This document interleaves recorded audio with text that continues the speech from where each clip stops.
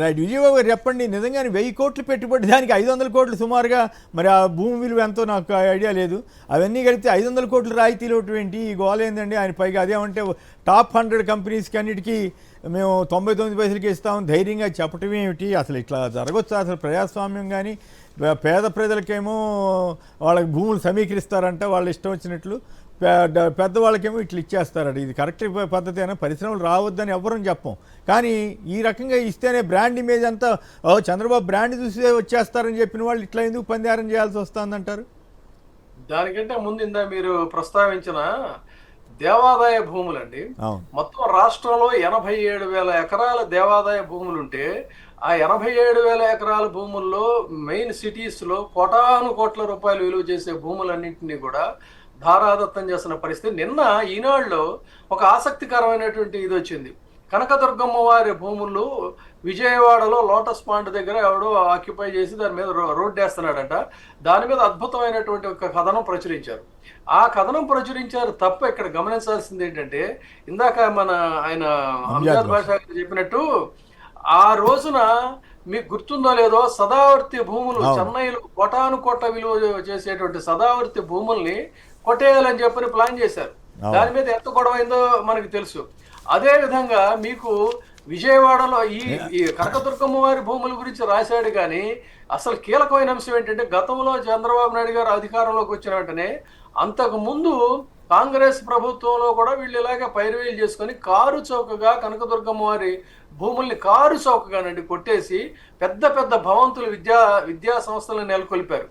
ఆ విద్యా సంస్థలు నెలకొల్పిన తర్వాత మళ్ళీ తిరిగి చంద్రబాబు నాయుడు గారు అధికారంలోకి వచ్చిన తర్వాత 99 సంవత్సరాలకి కారు చౌకగా లీజుకు తీసుకున్నారు. నిజానికి కనకదుర్గమ్మ వారి భూములు వాళ్ళు తీసుకున్నటువంటి భూములన్నిటికీ కూడా న్యాయబద్ధంగా కనుక వాళ్ళు రెంట్ పే చేస్తే తిరుపతి తర్వాత కనకదుర్గమ్మ వారి గుడిలో నిత్యం అన్నదానాన్ని ఉచితంగా అత్యద్భుతంగా చేయొచ్చు, బ్రహ్మాండంగా దేవాలయాన్ని తీర్చిదిద్దచ్చు. ఆ భూములన్నిటినీ కొట్టేసింది, కారు చౌకగా దారాదత్తం చేసిందంతా కూడా తన సామాజిక వర్గానికి చెందిన వాళ్ళనే దాన్ని కృష్ణా జిల్లాలో అత్యంత విలువైన ఆ రోజుల్లో బ్రాహ్మిన్ ఫ్యామిలీస్ వైశ్యాసు వేలాది ఎకరాలని దారాదత్తం చేశారండి అమ్మవారికి. చేస్తే ఆ భూములన్నీ వాళ్ళు ఎవరి చేతుల్లో ఉన్నాయో రికార్డులు తీస్తే భయంకరమైనటువంటి నిజాలు బయటకు వస్తాయి. మొత్తం పప్పు బెల్లాలా పనిచేసి నిన్న ఇంకొకడెవడో బహుశా నేను అనుకోవటం వాళ్ళకి సంబంధించిన వాడు కాదేమో ఆ కబ్జా చేసినోడు, దాని మీద పెద్ద స్టోరీ రాశారు. కానీ మరి మొత్తం తవ్వి తీస్తే కనకదుర్గమ్మ వారి భూములు కృష్ణా జిల్లాలో ఎన్ని కోటాను కోట్ల రూపాయలు విలువ చేసే భూములు వాళ్ళ కబంధ హస్తాల్లో ఉన్నాయండి.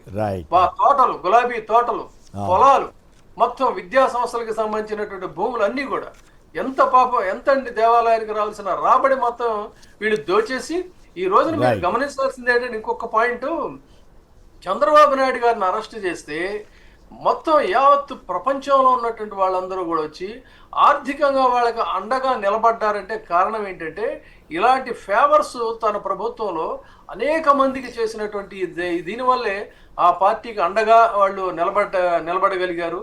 ఈ రోజున వాళ్ళు దాంతోనే పెద్ద అట్టహాసంగా మహానాళ్ళు సభలు చేసుకున్నారంటే, ఆర్థికంగా ఈ దేశంలోని అత్యంత బలోపేతమైనటువంటి పార్టీగా ఇలాంటి కార్యక్రమాల ద్వారా తన పార్టీ నిర్మాణాన్ని వాళ్ళ యొక్క సంపదని సృష్టించుకున్నారు వాళ్ళు. రైట్. డబ్బులున్న వాళ్ళతోటే నడుపుతున్నారంటారు. రైట్.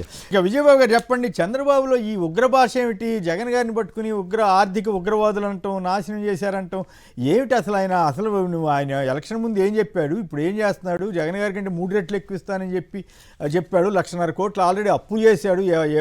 దేశంలో ఏ రాష్ట్రంలోనూ చేయని విధంగా ఒక ఏడాదిలో అంత అప్పు చేసి ఆర్థిక ఉగ్రవాది ఎవరు? టీడీపీ పాలన, వైసీపీ పాలన కేస్ స్టడీ అంటారు. ఏమంటారు అసలు? ఆయన మరి పైగా ఒకే పార్టీ ఉండాలంటే ఆయన ఎందుకు పార్టీలు మారారు? ఆయన ఎందుకు కూటమిలు మార్చాడు? మీకేమనిపిస్తుంది? చంద్రబాబు గారు ఈ మహానాడుని ఇటువంటి వాటిని ప్రసంగం కోసమేనా, లేకపోతే నిజంగా ఏమైనా చిత్తశుద్ధితోటి చేశారా? ఒకటి, మహానాడు వాళ్ళు ఏ లక్ష్యం కోసం అయితే ఏర్పాటు చేశారో ఆ లక్ష్యం ప్రాతిపదికగా మాత్రం చాలా గ్రాండ్ సక్సెస్ అయిందని అయితే చెప్పాలండి. స్పష్టంగా చెప్తున్నాను. మహానాడు సూపర్ సక్సెస్ వాళ్ళ పాయింట్ ఆఫ్ వ్యూలో. వాళ్ళు ఎందుకు పెట్టుకున్నారంటే, కేవలం లోకేష్ని ప్యాంపర్ చేయటం కోసమే ఆ మహానాడు అనేది నిర్వహించారు. ఆయన ఘనతని, ఆయన భవిష్యత్తుని, ఆయన గొప్ప ప్రతిభా సామర్థ్యాలను చాటి చెప్పడం కోసమనే పెట్టారు. ఆ పాయింట్ ఆఫ్ వ్యూలో మీరు చూడండి, అడ్వర్టైజ్మెంట్స్ లో కూడా చంద్రబాబు నాయుడు గారిదేమో చిన్న ఫోటో, లోకేష్ దేమో చాలా పెద్ద ఫోటో. ఈనాడు మీరు తిరగేయండి, అవును. ఎన్టీ రామారావు గారిది, బాలకృష్ణది మహిళలు పెట్టుకునే బొట్టు బిళ్ళంత సైజులోనేమో వాళ్ళ ఫోటోలు పెట్టి మొత్తం ప్రొజెక్షన్, అంటే టోటల్ ప్రొజెక్షన్ అంతా కూడా ఆయన లీడర్షిప్ ని మొత్తం జాకీలేసి పల్లకీలో కూర్చోబెట్టి అహం అహం అని చెప్పని మోసినట్టుగా ఆ పర్పస్ కోసం పెట్టారు. ఆ పర్పస్ వరకు అయితే సక్సెస్ అయింది. అయితే అశేషమైనటువంటి జనాన్ని అందరినీ కూడా నియోజకవర్గాల వారీగా పోగు చేసి కార్యక్రమం పెట్టారు. పెడితే ఆయన మాట్లాడుతున్నప్పుడు మీరు చూడండి, ఇప్పుడు ఒక జగన్మోహన్ రెడ్డి గారు కానీ ఇంకెవాళ్ళు ఎవరన్నా కానీ వాళ్ళు ఏదన్నా సభలు అవి పెడితే నిర్వహిస్తే మనం అబ్జర్వ్ చేస్తే హర్షాతిరేకాలని రాస్తాం కదా మనం. ఒక హర్షాతిరేకాలు, జయధ్వానాలు, నినాదాలతో ఒక హోరెత్తుతుంది. అంటే వాళ్ళ హృదయాంతరాలలో నుంచి ఆ అభిమానం అనేది పొంగుకొస్తుంది. మీరు అక్కడ కూర్చున్నటువంటి జనాల పాపం పంచభక్ష పరమాణాలు పెట్టినా కూడా వాళ్ళలో ఎక్కడా కూడా ఆ స్ఫూర్తి కానీ, ఆ ఉత్సాహం కానీ, ఆ కేరింతలు కానీ కనిపించలేదు. అలా వాళ్ళు మాట్లాడేది చూస్తున్నారు. ఎందుకంటే వాళ్ళందరికీ కూడా చదువు సంఖ్యలతో సంబంధం లేదు, నాలెడ్జ్ ఉంటుంది కదా. పేదలకు ఇది చేసాం, పేదలకు రాగానే మనం అది చేసాం అని అంటే వాళ్ళు స్తబ్దుగా వింటున్నారు. అంటే ఒక్క విషయాన్ని మాత్రం చంద్రబాబు నాయుడు గారిని మెచ్చుకోవాలి, ఏంటంటే బహిరంగంగా ఎంత దారుణంగా అంటే ఆయన ఏమి చేయలేదో వాటిన్నిటిని చేశానని చెప్పుకోవటం, ఎదుటి వాళ్ళు చేసిన వాటిని చేయలేదని చెప్పని నిందించటం, అంత దబాయింపుగా మాట్లాడేటువంటి ఇది మాత్రం నిజంగా హ్యాట్స్ ఆఫ్. తనకు తప్ప ఇంకో అంత మరొకరికి రాదండి. ఎందుకంటే అంత గట్టిగా అన్ని పచ్చబద్దాలు వేరే వాళ్ళు ఎవరు కూడా మాట్లాడలేరు. ఆ విధంగా అక్కడ మాట్లాడినటువంటి తీరు చూస్తే మళ్ళీ చెప్తున్నా నేను, మహానాడు అనేటువంటిది పెట్టి జాతీయపరమైన అంశాలు కానీ, సామాజిక అంశాలు కానీ కాదన్నట్టయితే రాయలసీమ ఇష్యూస్, రాయలసీమ లాస్ట్లో మన బోటాలో ఆల్రెడీ టీవీ కొన్ని వీడియోలో మాట్లాడాక ముగింపు రోజు ఆయన మాట్లాడాడండి. కానీ ఆయన మాట్లాడింది ఏంటంటే, నిజానికి రాయలసీమకి నేను ఎందుకన్నానంటే అమరావతిలో తిని రాయలసీమలో చేయగలిగినట్టని, అమరావతికి మొత్తం అంతా కూడా అక్కడ పెడుతున్నారు.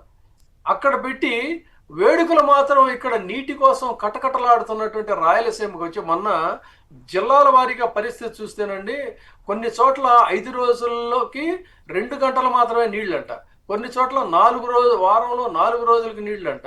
ఇలా కొన్ని చోట్ల కర్నూలు చోట ఇది తవ్వి చలమల్లో నుంచి నీళ్లు పట్టుకున్నటువంటి పరిస్థితి.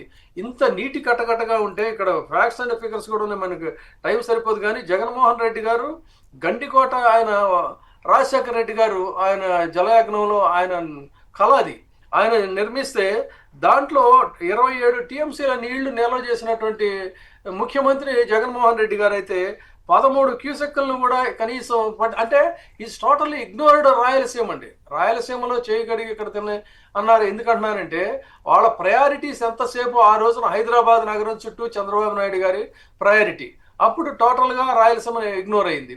ఇప్పుడు ఆయన ప్రయారిటీ అమరావతి. ఎందుకంటే రియల్ ఎస్టేట్ వ్యాపారం, పరిపాలన అంటే రియల్ ఎస్టేట్ వ్యాపారం, భూములను ఇవ్వడం, పరిశ్రమలు అని చెప్పడం, కారు చౌక భూములను కట్టబెట్టడమే తప్ప ప్రజలు పడుతున్నటువంటి ఇబ్బందులు కష్టాలను పట్టించుకొని ఆ సమస్యలను పరిష్కరించాలనే కన్సర్న్ ఉన్నటువంటి ముఖ్యమంత్రి ఆ రోజున వైఎస్ రాజశేఖర రెడ్డి గారు, నిన్న జగన్మోహన్ రెడ్డి గారు తప్ప ఆ కనీస కన్సర్న్ అనేటువంటిది లేదు. వాళ్ళది ఎంతసేపు పవర్ని ఎలా ఎన్కాష్ చేసుకోవాలి, ఆ ప్రాతిపదికగానే మహానాడు జరిగింది తప్ప అక్కడ అంశాలని మాత్రం ఎక్కడ ప్రస్తావించలేదు.